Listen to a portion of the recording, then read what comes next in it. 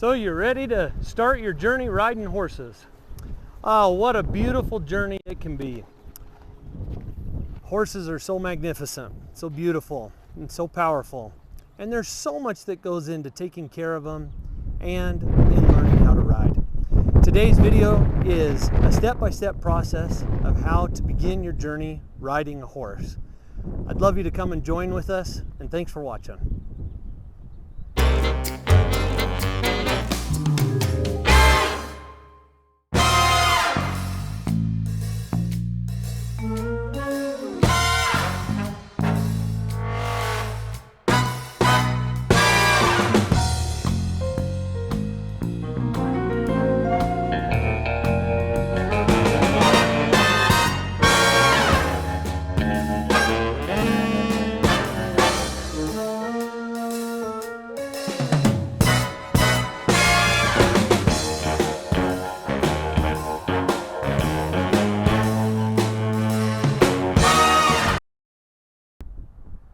All right, as you're looking for an instructor to help you along with your horsemanship journey, what I would suggest is going online and looking for an online presence of somebody in your local area. A lot of instructors will have videos to show you and demonstrate their teaching style. What I would suggest is finding somebody that is easy to connect with, that's approachable, and somebody that's going to provide a fun and safe experience for you along your horsemanship journey. Also, somebody that's a professional, somebody that does it for a living, and that's qualified in the discipline also that you're choosing to follow. Somebody that'll help teach you and prevent bad habits for the future.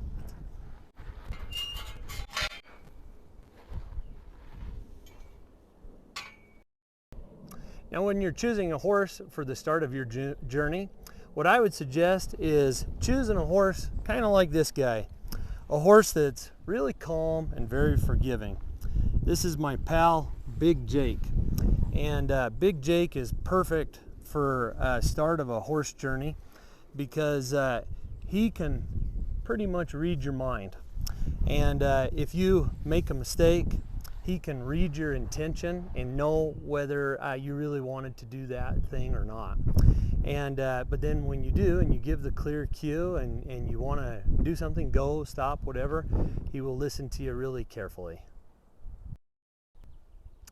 Now, before you saddle, you would want to brush down your horse, and you can do nice little circles like this, or you can do big strokes like this. This is we're in the Rockies here, so it's springtime in the Rockies, so the horses are losing a lot of their fur.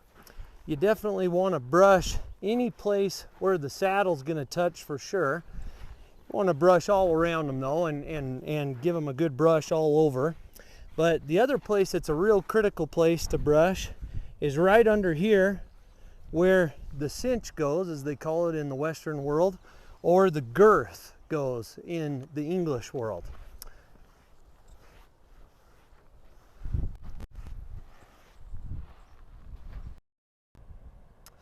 Also, before you put on your saddle, you'd want to clean out their hooves and pick out for any rock or debris. Okay, for saddling, you want to make sure to get your pad on first. They say you always start up high on your pad and then bring it back down this way. Here in a second, as we put our saddle on, you're going to leave a little gap here above the withers, this part of the body of the horse here.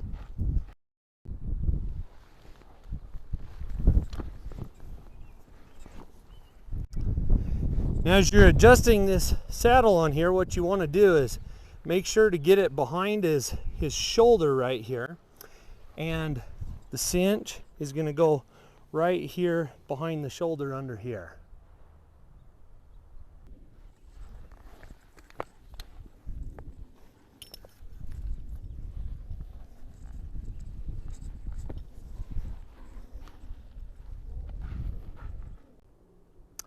Okay, now with the saddle behind the shoulder and the cinch, and this is the latigo piece, is lined up right behind the shoulder. You want to reach under with your left hand to grab the cinch underneath here. So then with your eyes, you can still be keeping an eye on his hind legs so you always stay safe.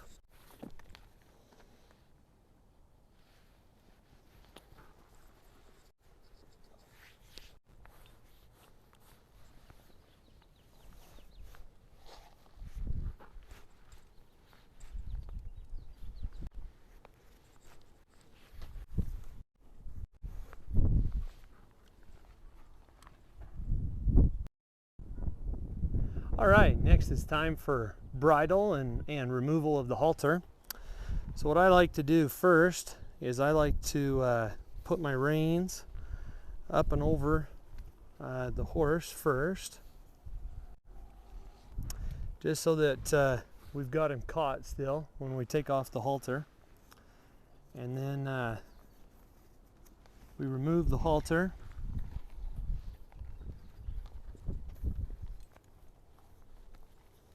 And then slide the bridle up around his nose or in his mouth if you're doing with a bit. Then gently ease it over his ears.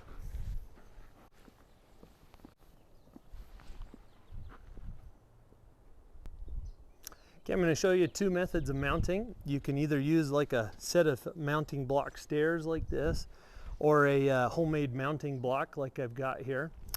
And going to ease him up here to the side.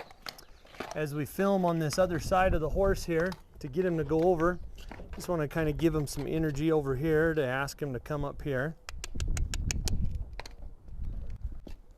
I'm going to set my get down rope over there. And what I do before I mount is I take my get down rope as part of the Makati reins. I put it up here through my belt loop, is the normal way to do it. Then always before I step on, I grab a hold of the reins. I put a little loop in it so I've got a closer hold. I put my left foot in the stirrup first, and then I slide up and over, slide my right foot over, and then catch my stirrup with my right foot. Okay, the other way to mount is straight from the ground. And what I like to do with this, I've already got my Makati reins in my belt like this. I like to really mount up here from close up by the shoulder. I get my left foot in, and I grab a hold of the reins again, get that loop in the reins. As I do this, I'm going to point my knee forward as I do this. Limits the pull and the pressure on the saddle as you're getting up from the ground onto the saddle. And then yet again on this side, you catch that right foot into the stirrup on the other side. Now when you're holding the reins, with these connected reins like this, I like to put a little loop in it like this, and then hold your reins like this. You can either hold them up like this, like ice cream cones, like they say it, like an ice cream cone, or the traditional hackamore is made for a one-handed system like this. So you would either ride like this, and as you cue, you'd either pick up this side of the rein or pick up this side of the rein for the rein cues. But for beginners, I would say start off with two hands, and even if that loop is, if you're a little too close that way, you can always kind of do two hands like this and hold like this. Now when thinking about body position when you're on a horse, you want to be as straight as you can be. There's a block example where you've got a block with your heel and your foot, another block with your seat bone, another block with your torso, and another block with your head. And those need to be as straight as possible. A good way to check your balance is to stand up and barely sit down. That'll give you a good checkpoint to make sure that you're straight.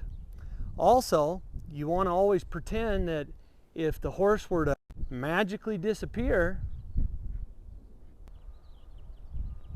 that you would land in the athletic position. The athletic position is knees slightly bent, ready for whatever athletic move you need to do, whether it's shoot a basketball, hit a tennis racket, or ride a horse. But you should land in the athletic position with a straight block assembly. Now to discuss moving out, walking, and stopping. What you want to do here is you want to lift up your energy with your skeleton. You want to send up your reins. You want to urge with legs if you need to. But I'll show you the process. So right here, we're sitting as if we're not going anywhere. But now the energy is going to come up. The hands are going to go forward, and a squeeze of the legs just a little bit to get a good walk forward. Then, when you're ready to stop, your energy is going to quit. Your toes are going to come up a little bit more, and then pull on the reins a little bit if you need to. Now the next thing that we're going to go over is turning. The way I like to teach turning is through 4 letters, LLPP, which stand for lift, look, point, and push. So you want to use all of your tools that you have. You want to use your skeleton first, you want to use your legs, and lastly you want to use your hands and your reins to do a good turn. So let's discuss the lift. The lift is, you first want to, if I'm going out here towards this direction, I want to lift this side of my seat bone up just slightly. Don't want to lean, never want to lean in horsemanship, but you lift up your seat bone. Then you're going to lift the reins slightly if you need to, a little bit to get that. The look is you're going to look with your eyes, but not just these eyes. You're going to pretend like you have eyes on your collarbone.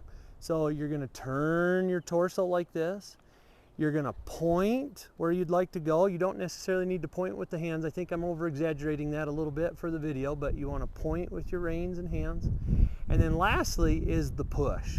And the push is, as you can see my leg here, let me see if I can get in the video a little bit more here. We've got quite a bit of sunshine here between my leg and the horse. That's how it should be most of the time. And then when you're ready to turn, that leg is going to touch and push and get the turn. Lift, look, point, push.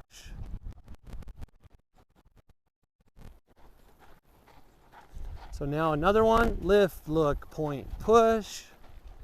Now I'm going to go this way, lift, look, point, push. And then another one, lift, look, point, push.